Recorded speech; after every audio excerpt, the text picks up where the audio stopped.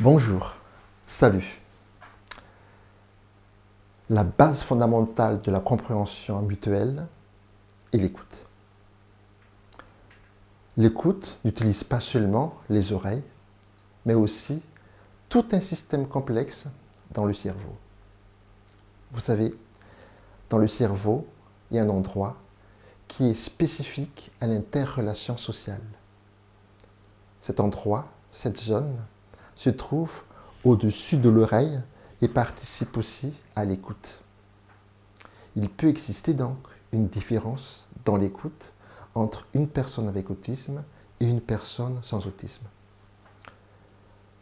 L'objectif de l'écoute est de comprendre ce que l'autre pense, de faire coïncider la pensée de celui qui parle et la compréhension de celui qui écoute. Celui qui parle essaie de transformer, de traduire ce qu'il pense en mots, en phrases, en gestuelle, en mimique, en langage verbal, non verbal ou même en comportement.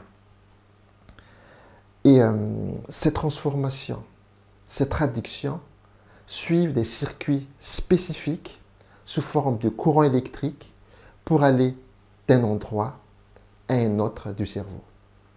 Et chaque endroit correspond à un événement.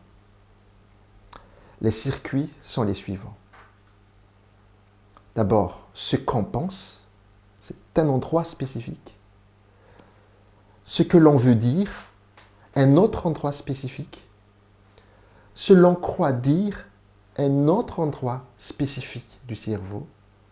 Et ce qu'on dit, verbalement ou non verbalement, un autre endroit spécifique. Et sur ces circuits, les personnes avec autisme et les personnes sans autisme n'utilisent pas les mêmes réseaux électriques, n'utilisent pas les mêmes réseaux neuronaux. Pour celui qui écoute, c'est la même chose. Le circuit commence par ce qu'on veut entendre. C'est le point de départ de l'écoute, le plus direct et le plus automatique. Il ne faut surtout pas rester là, bien sûr. Et puis, ce qu'on entend ou ce qu'on voit, s'il s'agit d'un comportement. C'est aussi un autre endroit spécifique. Et on ne reste pas là, ça ne s'arrête pas là. Il faut encore transformer ce qu'on entend ou ce qu'on voit à ce qu'on comprend.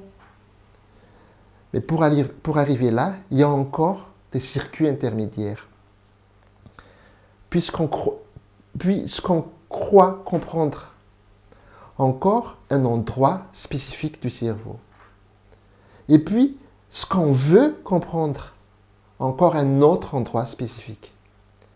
Et enfin, ce qu'on comprend. Vous voyez, pour comprendre ce que pense l'autre, c'est tout un circuit. Et c'est encore plus difficile si nous n'utilisons pas les mêmes circuits ou les mêmes réseaux. Vous savez très bien, l'écoute, c'est la base de la compréhension mutuelle. Et là, pour bien comprendre l'autre, pour bien comprendre ce qu'il pense, mais non pas ce qu'il dit, il faut faire des efforts. Et là, j'appuie même sur le mot, il faut faire des efforts. C'est une écoute active.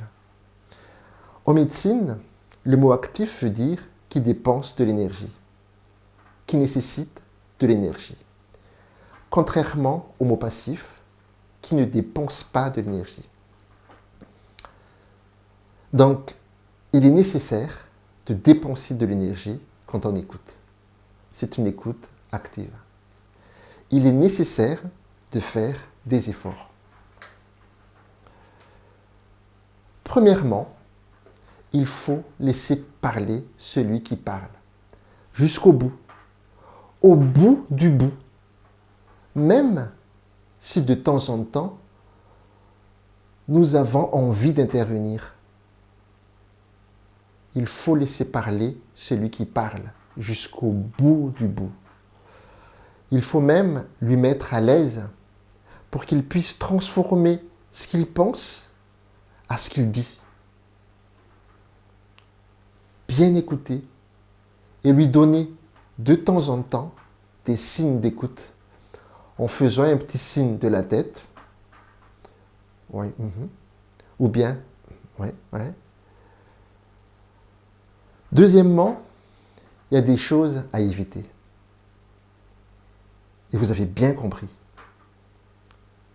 Évitez toute discussion. Évitez toute discussion pendant l'écoute. L'écoute n'est pas un débat. Écouter n'est pas discuter.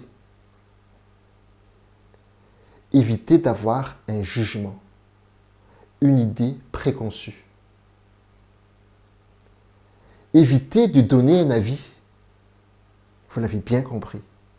Un avis, c'est bien après l'écoute, non pas pendant l'écoute. Vous avez bien compris. Troisièmement, il faut être patient. Le silence. Laissez le temps. Ne pas interrompre. Observer, bien observer s'il s'agit d'un comportement. Eh bien, les amis, s'il y a des efforts à faire pour une compréhension mutuelle, c'est bien celle-ci. L'écoute active. Ensemble, nous allons essayer de changer quelque chose. Nous allons essayer de bouger quelque chose, de changer le monde. Nous pouvons le faire. Et vous pouvez le faire. À bientôt.